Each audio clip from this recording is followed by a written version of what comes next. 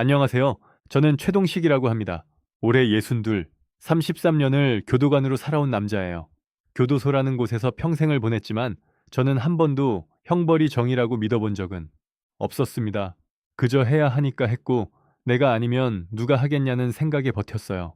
성격도 말투도 삶도 무뚝뚝한 사람이었죠. 그런데요, 이제 와 돌이켜보면 그 오랜 시간 속 단 한 사람만은 정말 마음에서 놓칠 못하겠더라고요. 그날도 출근길엔 별다른 기척이 없었어요. 경기도 외곽 세 번째 발령지였던 오오교도소. 무거운 쇳문이 닫히는 소리, 쇠창살에 손톱을 긁는 재소자의 습관적인 행동, 그리고 교도관들끼리 나누는 무미건조한 대화. 그 모든 것이 제겐 숨쉬는 공기처럼 당연했죠. 그날 처음 그 아이를 봤습니다. 18살, 이름은 강진수. 살땡미수 혐의로 들어온 미성년자. 서류에 적힌 문장 하나하나가 마치 경찰서 조사 보고서 같았어요. 가정 오호에 시달리던 중 친부에게 그만, 피해자 생명 지장 없음, 범행 후 자수, 자수라. 그 두 글자가 어딘가 낯설게 느껴졌습니다. 보통 아이들은 도망치고 보는 법인데 그 나이에 그 상황에서 자수라니. 고개를 들고 바라본 진수의 눈빛이 이상하게 가슴을 찔렀습니다. 보통 이곳에 들어온 아이들은 눈을 깔거나 덤벼들어요. 주눅 들거나 아니면 괜히 큰 소리 치죠. 그런데 진수는 눈빛이 아주 맑았어요. 맑다고 말하면 이상할지 모르지만 그 속엔 누구도 침범하지 못한 고요한 결의 같은 게 있었거든요. 수용자 강진수, 신입검사합니다. 네, 딱 한마디. 그게 그 아이가 제게 처음 했던 말이었죠. 처음엔 그냥 그런가 보다 했어요. 무표정한 얼굴, 혼자 구석진 곳에 앉는 습관, 밥도 빨리 먹고 책상에 늘 똑같은 자세로 앉아 있는 모습. 낯설지 않았습니다. 여기선 다들 그렇게 삽니다. 그저 말없는 시간이 쌓일 뿐이죠. 하지만 이상하게 그 아이는 좀 달랐어요. 사람들 사이에 섞이길 거부했고 그러면서도 누구 하나 건드리지 않았죠. 다른 애들이 깐족거리거나 일부러 시비를 걸어도 그냥 피했습니다. 마치 나는 상관 안 해, 건들지 마 라는 식의 침묵이었죠. 하루는 그 아이의 책상 앞을 지나는데 책 한 권이 눈에 띄었습니다. 희고 낡은 데미안 한 권. 참 아이러니했죠. 자기 안의 세계를 깨부수고 나오는 자의 이야기. 그날 오후 야간 순찰을 도는데 소등 시간이 지난 감방에서 조용한 울음소리가 들리더군요. 귀를 기울여 봤더니 진수였어요. 소리는 작았지만 그게 오히려 더 아프게 들렸습니다. 강진수, 무슨 일이냐? 침묵. 대답이 없었어요. 몇 초 후 조용히 손등으로 눈을 훔치더니 이불 속으로 몸을 숨기더군요. 그날 밤 저는 이상하게 잠이 오지 않았습니다. 저 아이는 왜 운 걸까? 그리고 왜 아무에게도 말하지 않는 걸까? 그 후부터였어요. 조금씩 천천히 그 아이를 눈여겨보게 된 건. 교도소의 시간은 느리게 흐릅니다. 하지만 감정은 아주 빠르게 식거나 혹은 굳어요. 그런데 진수는 이상하게도 누구보다 빠르게 사람의 감정을 읽는 아이 같았음이. 다. 한 번은 운동장 배정에서 다툼이 있었는데 진수가 가만히 일어나 상대방 앞에 서더니 이렇게 말하더군요. 내가 빠질게요. 난 그냥 걷고 싶었을 뿐이니까. 목소리가 낮고 조용했는데도 그 말은 그 공간을 지배했어요. 오히려 상대편 애들이 당황해서 욕도 못하고 뒷걸음질 쳤죠. 그 녀석 어디서 배운 말버릇일까? 같이 근무하던 박 경사가 한마디 했고 저는 그냥 웃기만 했어요.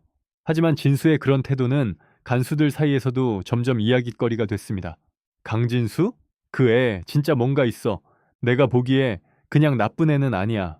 어느 날 야간 순찰 중에 진수의 방 앞에 섰을 때 문틈 사이로 작게 중얼거리는 소리가 들렸습니다. 죄송해요. 내가 더 빨리 컸어야 했는데. 엄마? 미안해요. 그날 밤 저는 처음으로 교도소 안에서 울컥하는 감정을 느꼈습니다. 퇴직 6개월 전, 저는 진수의 징계 심사를 담당하게 됐습니다. 다른 재소자와 말싸움이 붙었고 끝내 주먹이 오갔다는 보고, 감시 카메라 영상에는 먼저 덤벼든 상대와 묵묵히 참다 결국 한 방 날린 진수가 있었죠. 징계를 받을 수밖에 없는 상황이었어요. 규정은 규정이니까요. 무슨 말이라도 해봐. 왜 그런 짓을 했냐? 제가 먼저 때렸어요. 그건 봤어. 이유를 말하라니까. 어차피 안 믿으실 테니까요. 처음으로 진수가 눈을 맞추고 말했습니다. 그 눈엔, 뭐라 설명할 수 없는 벽 같은 게 있었어요. 신뢰의 벽, 세상에 대한 불신, 그리고 뭔가를 포기한 눈. 그 순간 이상하게 제 아들이 떠올랐습니다. 비슷한 나이, 비슷한 눈빛. 나는 언제부턴가 내 자식에게조차 따뜻하게 말 한마디 건네지 못했지요. 그런데 저 아이는 저런 눈을 하고도 아무에게도 손 내밀지 않아요. 그날 밤 저는 몰래 책 한 권을 제 서랍에서 꺼냈습니다. 소년을 위로해줘. 진수의 책상에 조심스럽게 올려두며 말했죠. 누구든 누구 하나라도 너를 믿어준다면 그거 하나면 된다는 말, 그 말 믿어봐라. 진수는 말없이 책을 받았고 고개만 숙였습니다. 그게 우리 둘 사이 처음이자 마지막 대화였어요. 그리고 며칠 후 그 아이는 교도소를 떠났습니다. 단 한마디 감사합니다 란 말만 남기고요. 그로부터 몇 년이 흘렀고 저는 정년 퇴직을 했습니다. 이제 교도소엔 가지 않아요. 다만 매년 겨울이 되면 이상하게 그 아이가 생각납니다. 진수는 지금 어떻게 살고 있을까요? 나 같은 사람, 무표정한 얼굴로 규정만 읊던 나 같은 사람을 혹시 아직도 기억하고 있을까요? 나는 그 아이를 잊은 적이 없습니다. 몇 년 전 그날은 가을이 깊게 내려앉은 저녁이었어요. 노을이 창살 넘어 벽에 부딪혀 퍼질 무렵 운동장이 다시 조용해졌고 식사 후 정리, 시간을 알리는 방송이 울렸죠. 모든 수용자 개인 정리 10분 전 준비 바랍니다. 저는 감방 순찰을 돌고 있었어요. 그러다가 칠동복도 끝에서 누군가 소리를 지르며 나오는 걸 봤습니다. 강진수, 너 진짜 미쳤냐? 이게 어딜 쳐? 어딜? 수용자 둘이 엉켜 있었고 한 명은 입술이 터져 피가 흘렀습니다. 진수였습니다. 팔목이 벌겋게 긁혔고 셔츠 단추가 반쯤 찢어져 있었죠. 순식간에 주변 교도관들이 달려와 둘을 떼어냈고 진수는 말없이 고개를 숙인 채 독방으로 이동되었습니다. 평소라면 무조건 경고장을 날렸겠지만 그날은 제 마음 한구석이 자꾸만 걸렸어요. 왜 그랬을까? 그 아이가 주먹을 먼저 날릴 만큼 도대체 무슨 일이 있었던 걸까? 독방. 말 그대로 작은 콘크리트 감옥입니다. 하얗고 차가운 벽, 푸석한 매트, 그리고 벽에 부착된 채광창 하나. 교도소 안에서도 가장 외로운 장소. 하루가 지난 후 진수의 독방 앞을 지나다가 문틈으로 들려오는 소리에 발걸음을 멈췄습니다. 또 그 얘기 했어. 엄마가 먼저 갔어야 했다고. 내가 너를 닮아서 이 꼴이라고. 어릴 때부터 난 그냥 쓸모없는 쓰레기였어. 조용한 목소리였지만 그 말엔 한기가 있었어요. 제 귀에 엄마라는 단어가 걸렸고 닮아서 이 꼴이라는 말에서 무언가 아랫배를 묵직하게 치고 지나갔죠. 저도 그런 말을 들어본 적이 있었거든요. 네 성격이 꼭 내 애미 닮았어. 그러니까 네가 실패하는 거야. 그건 40년 전 제 아버지가 저에게 했던 말입니다. 저는 어머니가 일찍 돌아가셨고 아버지 밑에서 자랐어요. 사소한 실수에도 분노가 날카롭게 쏟아졌고 감정 표현은 늘 실망과 질책뿐이었죠. 그 말을 들은 날 저는 혼자 우산도 없이 비를 맞으며 집에 들어가지 못했어요. 그래서 진수의 그 한마디는 마치 내 옛 상처가 다시 툭 벌어지는 소리처럼 느껴졌습니다. 진수의 징계는 감봉과 독방 격리 3일. 가벼운 편은 아니었지만 사건의 정황을 감안하면 그나마 선처였죠. 진수는 징계위원회에서 아무 말도 하지 않았습니다. 질문을 해도 변명을 해도 그저 고개를 숙이고 대답 하나 없었어요. 그날 회의가 끝난 뒤 저는 조용히 기록실에서 해당 사건을 확인했습니다. 피해자인 수용자 김모 씨는 진수에게 모욕적인 발언을 반복했고 그중 하나가 이렇게 적혀 있었죠. 야, 너 그 정신병자 엄마 닮아서 그러는 거냐? 진수는 아버지를 어찌했고 어머니는 어떠했다더라. 누군가 뒤에서 이렇게 수근거렸고 저는 무의식적으로 문을 닫았습니다. 그날 밤 저는 처음으로 진수의 신상 기록을 정독했습니다. 아버지, 강호철, 현재 중환자실. 어머니, 박연희 사망, 초등 3학년 시절부터 수차례 아동보호기관 개입, 17살, 자퇴, 가슴이 묘하게 저렸습니다. 내가 어릴 적 두들겨 맞고 책상 밑에 숨어있던 내 모습이 겹쳐졌어요. 다른 건 다 지웠지만 아버지의 신발 밑창 소리만은 아직도 귀에 생생합니다. 며칠 후 진수가 복귀하던 날, 그 아이는 한마디 인사도 없이 자기 자리에 조용히 앉았습니다. 여전히 데미안을 꺼내 들고는 같은 페이지를 읽는 척했지만 눈은 단어 위에 머무르지 않았어요. 그때 왜 말 안 했냐? 제가 물었습니다. 진수는 조용히 고개를 들었고 멍하니 제 얼굴을 보더니 이내 입을 열었어요. 누구한테 말해도 소용없어요. 그냥 아빠는 아직 병원에 있고 엄마는 이미 없고 저만 남았잖아요. 그 말엔 슬픔도 원망도 없었습니다. 차라리 체념 같은 거였죠. 그리고 그건 어쩌면 제가 가장 잘 아는 감정이기도 했습니다. 저는 그날 처음으로 진수에게 사적인 제안을 했어요. 내가 가끔 너랑 얘기해도 되겠냐? 그 아이는 당황한 듯 고개를 끄덕였고, 우린 그 후로 며칠에 한 번씩 5분, 10분 정도의 짧은 이야기를 나눴습니다. 물론 진수는 말이 거의 없었지만, 때때로 눈빛이 변했어요. 특히 엄마 이야기가 나올 때면 진수는 말했습니다. 엄마가 날 많이 사랑했어요. 정말 많이.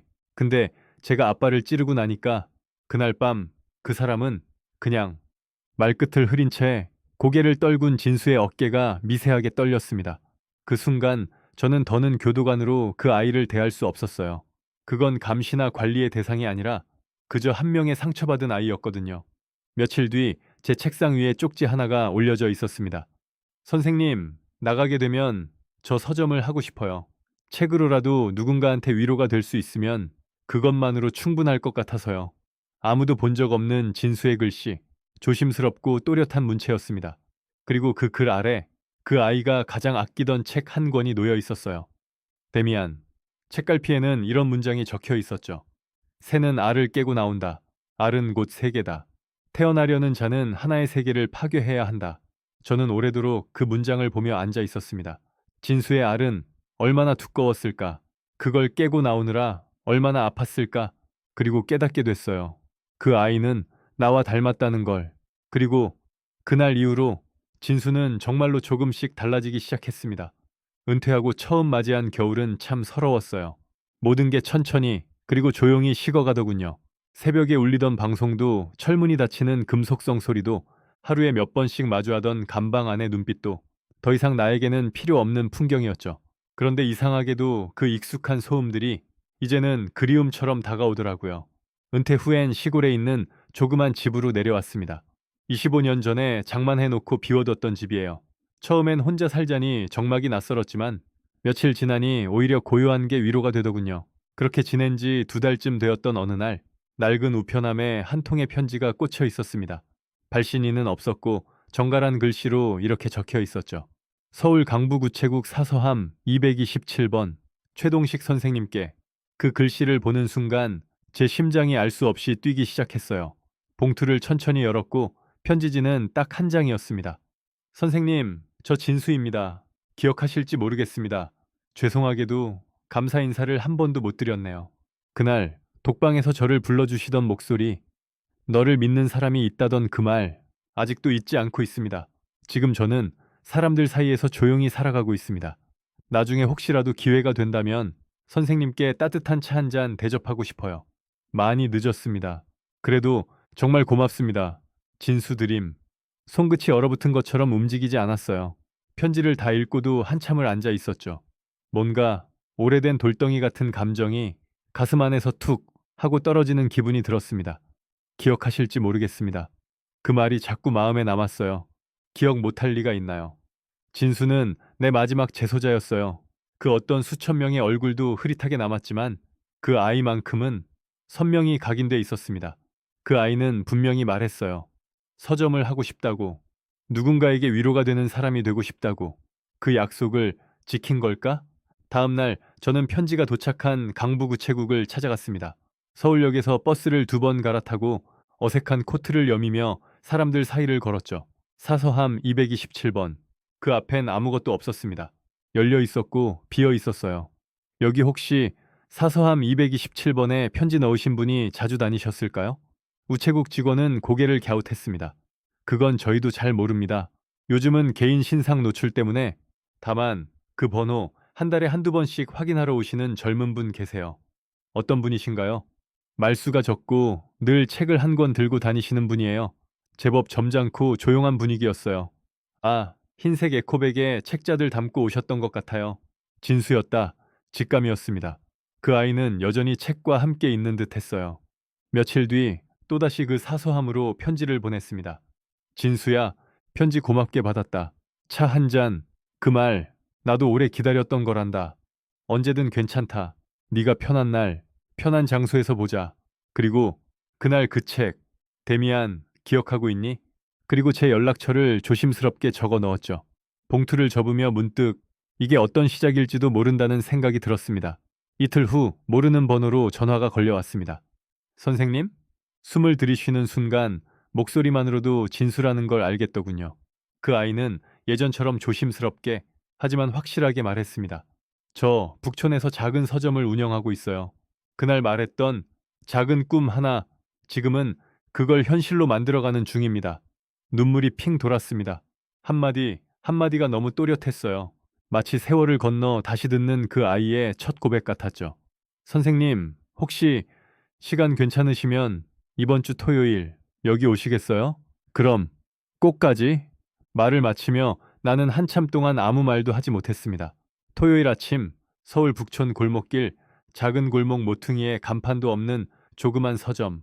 문을 열자 종이 찰랑 울렸고 진수가 책상 앞에 앉아 있었습니다. 제 옛 이름을 듣고 일어나는 그의 모습.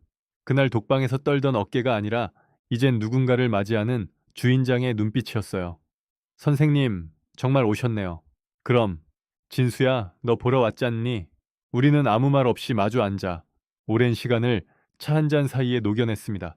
그의 책상 위엔 아직도 데미안이 놓여 있었어요. 그리고 저는 처음으로 그 아이의 진짜 삶을 듣게 되었습니다. 선생님, 여기에요. 저 안쪽 자리로 가시죠. 진수는 한 손으로 커튼을 살짝 걷으며 저를 안내했습니다. 작은 서점 안엔 책장이 빽빽했고 그 안쪽엔 오래된 창틀 옆으로 따뜻한 햇살이 머무는 조그만 탁자가 있었어요. 벽엔 아이들이 그린 듯한 그림이 붙어 있었고 탁자 위에는 익숙한 책이 놓여 있었습니다. 데미안, 그날 감방 책상 위에서 그 아이가 조심스럽게 펼쳐 읽던 그 책. 책은 아직도 좋아하나 보구나. 예, 예전엔 책이 제 유일한 탈출구였어요. 이젠 책이 저한테 작은 삶을 만들어주네요. 진수는 웃었어요. 그런데 그 웃음, 문득 예전에 그 아이가 울음 삼키며 밤마다 중얼거리던 모습을 떠올리게 했음이 다 눈물이 나올 것 같았지만 저는 참았습니다. 이제는 울면 안 될 것 같았어요. 이 아이는 과거의 수용자가 아닌 지금을 사는 사람이니까요. 선생님, 그날 독방 앞에서 들으셨죠? 제가 뭐라고 했는지. 조금 들었지.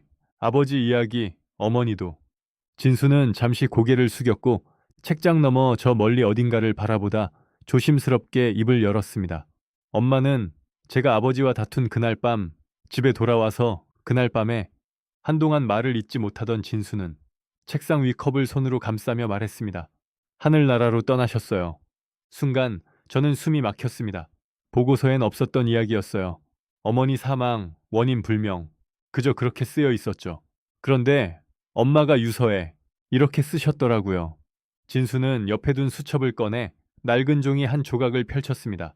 글씨는 오래되어 번지고 삐뚤었지만 분명 엄마의 것이었습니다. 진수야, 미안하다. 너는 아무 죄 없다. 엄마는 너무 오래 참았어. 너는, 너는 꼭 살아. 누구보다 잘 살아줘. 엄마는 그게 마지막 소원이다. 그 종이를 본 순간 저는 아무 말도 할 수 없었어요. 어떤 말도 위로가 될 수 없는 문장 앞에서 그저 조용히 눈을 감고 있을 뿐이었죠. 처음엔 정말 다 포기하고 싶었어요. 진수는 말했습니다. 감방에서 나올 때마다 숨이 막히고 세상이 나를 미워한다고 생각했죠. 근데 그때 선생님이 조용히 건네주신 그 책 한 권에서 새는 알을 깨고 나온다. 그 문장 하나가 제 마음을 뒤흔들었어요.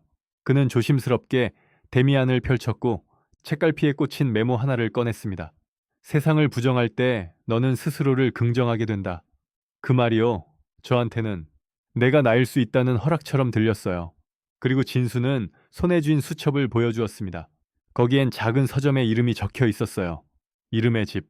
여기 서점 이름이에요. 이름의 집. 사람들이 자꾸 제게 물었어요. 왜 그런 이름을 붙였냐고. 왜 그런 이름을 붙였는데? 제가 물었습니다. 진수는 고개를 들고 저를 정면으로 바라봤어요. 그 눈빛엔 더 이상 두려움도 회피도 없었죠. 그저 단단한 자신의 삶을 직시하는 사람의 눈빛이었습니다. 그날 선생님이 제 이름을 불러주셨잖아요. 진수야. 아무도 안 불러줬던 제 이름을. 그거 하나가 저한테는 사람이라는 증거였어요. 진수야, 넌 목이 메어서 말을 잇지 못했습니다. 그 아이가. 아니, 이젠 어른이 된 이 사람이 저를 그렇게 기억해줬다는 사실이 벅차게 밀려왔거든요. 그래서요, 누구든 이름을 불러주는 사람이 있다는 걸 잊지 않게 하고 싶었어요. 이 서점은 모든 이름이 환영받는 곳이길 바라며 만들었어요. 우리는 그날 해가 질 때까지 이야기했습니다. 아이들에게 책을 읽어주는 날도 있다고 했고, 가끔은 동네 어르신들에게도 시 한 편을 읽어준다고 했어요. 아버지를 닮았다는 이유로 세상에서 가장 미움받던 아이가 이젠 누군가를 위해 하루를 살아가는 사람이 되어 있었습니다. 돌아가는 길에 진수가 문 앞까지 배웅해줬어요. 그리고 마지막으로 말했습니다. 선생님, 그때 저를 사람처럼 대해주셔서 진심으로 고마웠습니다. 그날이 없었다면 저도 여기 없었을 거예요. 그 말을 듣고 돌아서는데 눈물이 났습니다. 그 어떤 순간보다 따뜻하고 그 어떤 칭찬보다 무거운 말. 그날 밤 시골집에 돌아와 서랍 안 깊숙이 넣어뒀던 오래된 교도관 배지를 꺼냈습니다. 어디 내놓고 자랑할 것도 누구에게 뽐낼 것도 없는 그것이 이상하게 그날 밤만은 무겁지 않았어요. 진수가 그 아이가 살아준 덕분에 제 삶도 어쩌면 지금에서야 처음 의미를 가진 것 같았거든요. 그날 이후 저는 한 달에 한 번씩 진수의 서점에 들렀습니다. 딱히 약속한 것도 아닌데 언제부턴가 자연스럽게 그렇게 됐어요.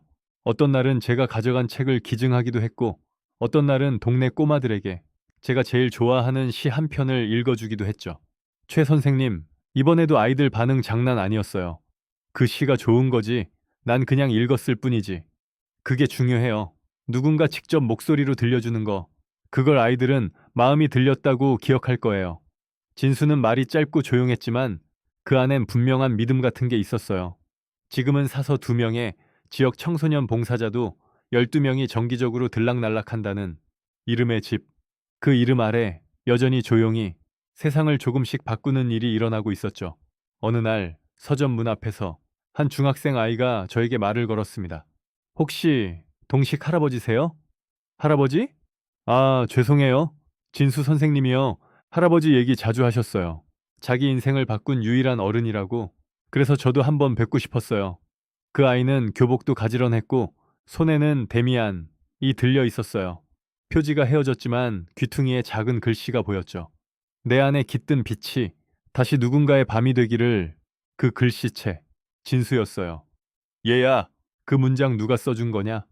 진수 선생님이요. 제가 중1 때 여기 처음 왔을 때 선물해 주신 책이에요. 그때 제가 학교에서 왕따 당하고 있었거든요. 아무도 저한테 말을 안 걸었어요. 근데 선생님은 제 이름을 부르셨어요. 윤재야, 넌 여기선 그냥 윤재야. 그 말 듣고 처음 울었어요. 그 아이는 수줍게 웃었지만 그 말은 제 가슴에 그대로 박혔습니다. 여기선 그냥 윤재야. 그게 진수가 제게 받은 걸 고스란히 다음 세대에게 전한 거였어요. 그날 밤 집에 돌아와 책상에 앉았습니다. 낡은 다이어리를 꺼내 한참을 들여다보다 처음으로 글을 써봤어요. 나 역시 누군가의 어른이었다. 내가 살아낸 하루가 어느 누군가에겐 시작이 되었음을 믿는다. 나는 단 한 명에게 사람처럼 다가가려 했다. 그 아이가 살아내준 덕분에 나도 조금은 구원받은 것이다. 그리고 봄이 왔습니다. 진수는 지역 아동센터에 이름의 집 2호점을 열었습니다. 이곳에선 공부보다 먼저 자기 이름을 기억하는 법부터 가르치고 싶어요. 그 말을 들으며 저는 진수와 함께 새 간판을 걸었습니다. 못이 땅땅 박히는 소리 속에서 왠지 가슴이 뭉클했어요. 그날 오후 간식 배달이 끝난 아이들이 삼삼오오 들어와 책을 꺼내 읽고 한 아이가 제게 다가와 물었어요. 할아버지, 할아버지는 어떤 책 좋아하세요? 잠시 멈칫했다가 저는 웃으며 대답했어요. 데미안이란 책이란다. 네가 자라서 누군가의 어른이 되고 싶을 때 꼭 읽어보렴. 이름은 누군가를 부르는 가장 따뜻한 방식입니다. 진수는 자신의 이름을 이제 사랑한다고 했어요.